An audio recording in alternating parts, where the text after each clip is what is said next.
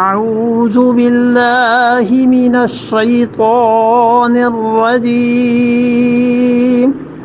بسم الله الرحمن الرحيم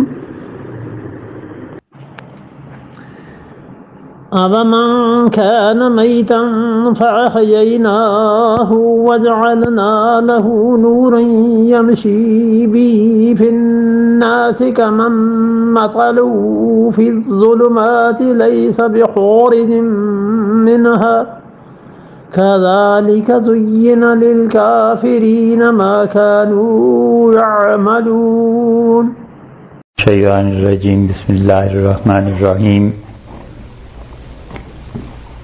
سورہ انعام میں 8ویں پارے میں 123 نمبر آیت کریمہ سے آج شروع کرتے ہیں۔ اللہ تعالیٰ نے فرمایا کہ وَمَنْ كَانَ مَيْتًا، بھلا ایک شخص جو کہ مردہ تھا، فَأَحْيَيْنَاهُ، پھر ہم نے اس کو زندہ کیا، وَجَعَلْنَا لَهُ، اور ہم نے اس کو دی نوراً روشنی، یمشی وہ چلتا ہے، بہی اس نور کے ساتھ، اس روشنی کے ساتھ، فی الناس لوگوں میں، کمم مثلہ کیا اس کا حال اس جیسا ہے، فی الظلمات جو شخص اندھیروں میں پڑا ہوا ہے، لیسا نہیں ہے، بخارج نکلنے والا، منہا ان اندھیروں سے، کذالک اسی طرح، زین للکافرین کافروں کو بھلا کر دکھایا ہے، ما کانوا یعملون جو کام کے وہ لوگ کرتے ہیں۔ اس آیت کریمہ میں اللہ تعالی نے دو آدمیوں کا آپس میں تقابل کیا، ایک اللہ نے ذکر فرمایا مردے کا، اور یہاں پر کافر پہ وہ مثال بیان کی، یعنی اول جہالت میں سب لوگ مردے تھے، پھر اس کو ایمان اللہ نے دیا، وہ زندہ ہوا اور اسے روشنی ملی، اور جس انسان کو وہ روشنی ملی ہے اس کے منہ پر سب لوگ دیکھتے ہیں کہ روشنی ایمان کی ہے، اور جس کو ایمان کی روشنی نہیں ملی اس انسان کو تم دیکھو گے تو تمہیں احساس ہوگا کہ بغیر روشنی کے ہے۔ اور اللہ تعالی نے اس بات کو شروع یہاں سے کیا کہ وَمَنْ كَانَ مَيْتًا، اور بھلا وہ شخص ایک جو کہ مردہ تھا، اور پھر مردہ شخص کو فَأَحْيَيْنَاهُ ہم نے زندہ کیا۔ اللہ تعالی نے زندگی کی نسبت اپنی طرف کی، اس کا مطلب یہ ہے کہ اللہ کا خاص فضل اور اللہ کی مہربانی ہوئی کہ اس انسان کو اسلام کی قبولیت کی یا اسلام کی توفیق ملی، اور اسی سے یہ بات بھی ثابت ہوتی ہے کہ کوئی بھی انسان جو مسلمان ہے اور کوئی بھی شخص جس کا دین اور ایمان قائم رہتا ہے، در حقیقت اللہ ہی کی مہربانی ہے اور اللہ ہی کا فضل ہے، وگرنہ آدمی کسی فتنے میں پڑ جائے، کسی آزمائش میں پڑ جائے تو ایک لمحے میں کچھ سے کچھ ہو جاتا ہے اور ایمان دل سے نکل جاتا ہے۔ اور پھر اس ایمان کو بھی فرمایا کہ وَجَعَلْنَا لَهُ نُورًا، ہم نے اس ایمان کو اس کا نور بنا دیا، اس کے لیے روشنی بنا دی۔ تو وہ ایمان ایسی چیز ہے جو حقیقتاً نور ہے۔ قرآن نے کئی چیزوں کو نور کہا ہے، اپنے آپ کو قرآن نے نور بتایا ہے کہ اللہ کی طرف سے روشنی ہے، اسلام کو نور بتایا ہے کہ اسلام بھی اللہ کی طرف سے روشنی ہے، یہ خدا کی توحید اللہ کی طرف سے صحیح چیز ہے، روشنی ہے، اور خود اللہ نے اپنی ذات پر بھی اسی لفظ کا اطلاق سورہ نور میں فرمایا ہے کہ اللہ نور السماوات، اور اللہ تعالی ہی نور ہیں تمام آسمانوں کا، والارض اور زمین کا۔ تو یہ جو نور اور روشنی یہاں پر کہی ہے اس ایمان کو کہا، چونکہ توحید کے مسائل سارے پیچھے کو بیان ہو رہے تھے، اس لیے یہاں پر پہنچ کے اس توحید کو، اللہ کے ساتھ تعلق کو نور سے تعبیر فرما دیا، اور فرمایا کہ یمشی بہی، وہ اس کے ساتھ، یمشی گھومتا پھرتا ہے، چلتا پھرتا ہے، بہی میں ہی کی ضمیر جو ہے وہ نور کی طرف لوٹ رہی ہے، یعنی اس روشنی کو، اس نور کو وہ اپنے ساتھ لیے ہوئے فی الناس لوگوں میں چلتا پھرتا ہے، یعنی لوگ اسے دیکھتے ہیں اور دیکھتے ہی انوار کا احساس بھی ہوتا ہے، لوگ اسے دیکھتے ہیں اور اسلام کا نور اور چمک جو اللہ نے دی ہے وہ لوگوں کو محسوس ہوتی ہے۔ اس لیے اگر آپ کبھی غور کریں تو مسلمانوں کو اللہ نے اس کلمے کی برکت سے، اس ایمان کی برکت سے دو تین چیزیں ایسی ہیں جو بڑی واضح طور پر نظر آ جاتی ہیں۔ ایک مسلمان اور مومن انسان کے چہرے پر جو خوشی اور جو مسکراہٹ اور جو اطمینان ہوتا ہے وہ کافر اور غیر مسلم کے چہرے پر ایسا نہیں ہوتا۔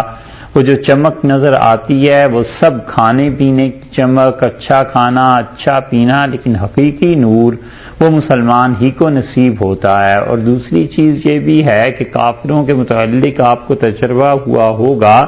بعض کافر لوگ ایسے ہوتے ہیں کہ ان سے بو آنے لگتی ہے، حالانکہ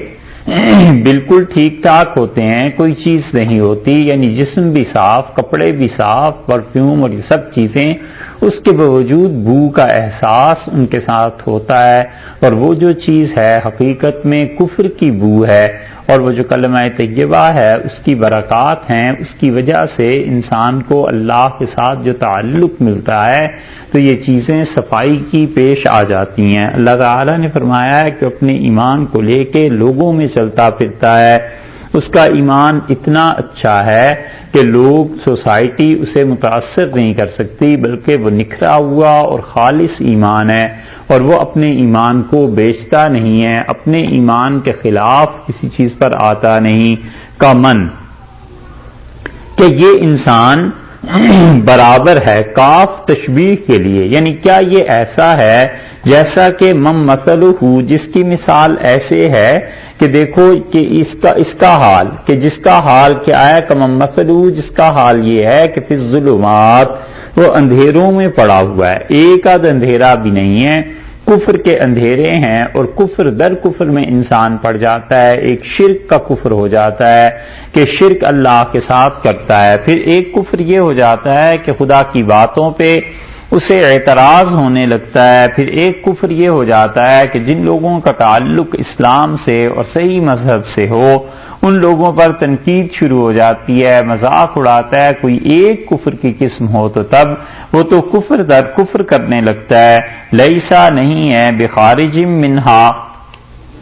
وہاں سے نکل نہیں سکتا، وہاں سے نکلنے والا نہیں ہے، وہاں سے بالکل نہیں نکل سکتا۔ یعنی کیا وہ وہاں سے نکل سکتا ہے؟ بعض حضرات نے اس کا ترجمہ یوں کیا ہے کہ لیس بخارج منہا، کہ کیا وہ نکل سکتا ہے وہاں سے، یعنی بالکل نہیں نکل سکتا، کیونکہ اللہ اگر اس کا ہاتھ پکڑ لے اور اللہ تعالی اسے ہدایت دے، بس یہ صورت ہے، وگرنہ کوئی صورت ایسی نہیں ہے کہ وہ اپنی ذات سے خود سے نکل سکے۔ کذالک، اور ٹھیک اسی طرح جس طرح مومن انسان اپنے ایمان سے، اس کے نور سے تازہ زندگی حاصل کرتا ہے، ایسے ہی زین للکافرین، کافروں کے لیے زین، خوبصورت کر کے دکھائے گئے ہیں، کافروں کو بھلا کر دکھایا ہے، ما کانوا یعملون، جو کچھ وہ اعمال کرتے ہیں،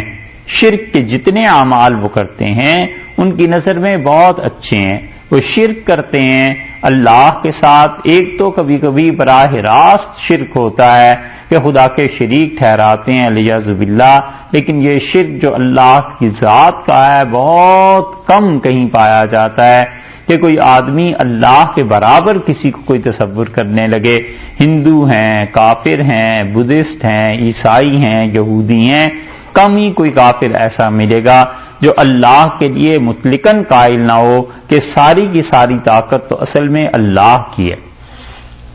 شرک آ کر کرتے ہیں اللہ کی صفات میں، اور اللہ تعالی کی صفات میں علم میں شرک کرتے ہیں کہ جیسے اللہ کو علم ہے ہمارے حالات، احوال، نفع اور نقصان کا، ایسے ہی ان معبودوں کو بھی علیہ باللہ علم ہے، اور شرک کی ٹھوکر لگتی ہے اللہ کی صفت قدرت میں، اور یہ کہتے ہیں کہ اللہ کی قدرت میں ایسی بھی چیز ہے اور ایسی بھی چیز ہے، یعنی اللہ تعالیٰ نے اپنی قدرت اور اختیارات بانٹ دیے ہیں، اور اسی لیے شرک کی بدترین اقسام میں سے ایک قسم یہ ہے کہ نام دے دیتے ہیں۔